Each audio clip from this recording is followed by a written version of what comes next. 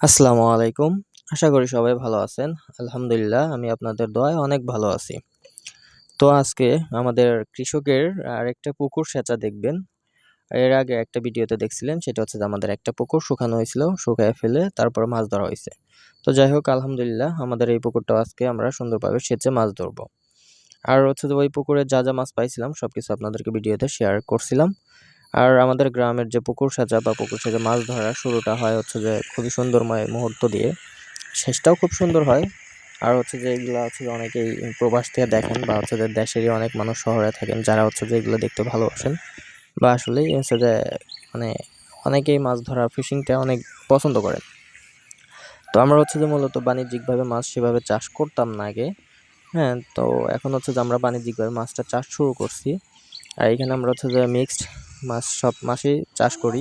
সেখানে থাকে হচ্ছে যে বোয়াল, চিতল, রুই, কাতল, দেশি মাছ, বাংলা মাছ, তেলাপিয়া মাছ। তো আমরা এবার মূলত হচ্ছে যে বাংলা মাছের মাঝখানে হচ্ছে যে আমরা তেলাপিয়া মাছ ছাড়ছিলাম। তো যাই হোক আমরা শুরুতে হচ্ছে যে ওইখানে ওই পুকুরটা সেচার সময় বলছিলাম হচ্ছে আমাদের পুকুরে ১৯ পিস বোয়াল মাছ দেওয়া হয়েছিল ছোট সাইজে, আজ থেকে ৭-৮ মাস আগে। তো যাই হোক সেইগুলো হচ্ছে থেকে আমরা ওইখানে পাইছিলাম মোটামুটি ৮-৯ পিস। আর বাকি পিসগুলো হচ্ছে যে এইখান থেকে আজকে আমরা পাবো। আর এর আগে হচ্ছে যে জাল দিয়েও ধরা হয়েছিল। তো যাই হোক আমাদের হচ্ছে যে পুরো ভিডিওটা দেখলে আজকে বুঝতে পারবো আমরা কয়টা বল মাছ পাই, কয় পিস সেটাও আপনাদেরকে জানাবো। তো যাই হোক ফার্স্টে আমাদের যখন পানিগুলো একটু শুকায় যায়, বড় মাছ যেগুলো থাকে বোয়াল বা হচ্ছে যে এই মৃগেল, রুই টুই যা থাকে মোটামুটি ওইগুলো হচ্ছে যে আগেই ধরে ফেলতে হয়। কারণ ছোট মাছগুলো যখন পানি একদম শুকায় যায় তখন ধরা হয়। তো ফার্স্টের দিকে হচ্ছে যে আমরা বল পাইছি আজকে এখানে 5 পিস। তো এর মধ্যে যেটা বড় ছিল সেটা আগে ধরা হয়ে গেছে, ওইটা মেবি 1.5 কেজি হয়েছিল। তো যাই হোক আলহামদুলিল্লাহ আমরা হচ্ছে যে টোটাল বল পেয়েছি হচ্ছে 14 পিস। এই পুকুর আর ওই পুকুর মিলে আর হচ্ছে যে আগে দিয়ে জাল দিয়ে আগে যেগুলো ধরা হয়েছে সবগুলো মিলে।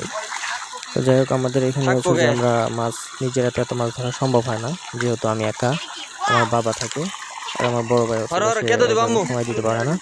তো যাই হোক আমরা হচ্ছে যে আমাদের গ্রামেরই ছোট ভাই থাকে ওরা হেল্প করে। তো যাই হোক দেখলেন আমাদের বল ধরা শেষ। এখন ধরবো হচ্ছে তারপরে যে মৃগেল আছে বা হচ্ছে যে অন্য কার্প মাছ, মৃগেল মাছ, এইগুলো হচ্ছে যে বড়গুলো যেগুলো আছে এগুলো ধরা হবে। ধরার পরবর্তীতে এটা আমরা করি কি, এইখান থেকে আরেকটা পুকুর আছে আমাদের সামনে বড় পুকুর, সেটাতে হচ্ছে যে আমরা মশারি বা হচ্ছে যে ছোট জাল দিয়ে চতুর্পাড়তে আটকায় সেইখানে আমরা মাছগুলো নিয়ে রাখি। ওইখান থেকে হচ্ছে যে পরবর্তীতে কোন মাছটা কোন সাইজ কোনটা আবার হচ্ছে যে ছোট মাছ যেগুলো হয় যেমন রুই, কাতলা, এগুলোর যে বাচ্চা সাইজগুলো থাকে এইগুলো হচ্ছে আমরা আবার ওই পুকুরে ছেড়ে দিই। আর এই পুকুরগুলোর জন্য আবার হচ্ছে ওই পুকুরে ছেড়ে রাখি। আবার যখন হচ্ছে যে এই পুকুরগুলোতে আমরা পানি দিই, পানি দেওয়ার পরবর্তীতে এই পুকুরগুলোতে মাছ দেওয়া হয়। তো যাই হোক পুরো ভিডিওটা দেখবেন, আশা করি ভালো লাগবে।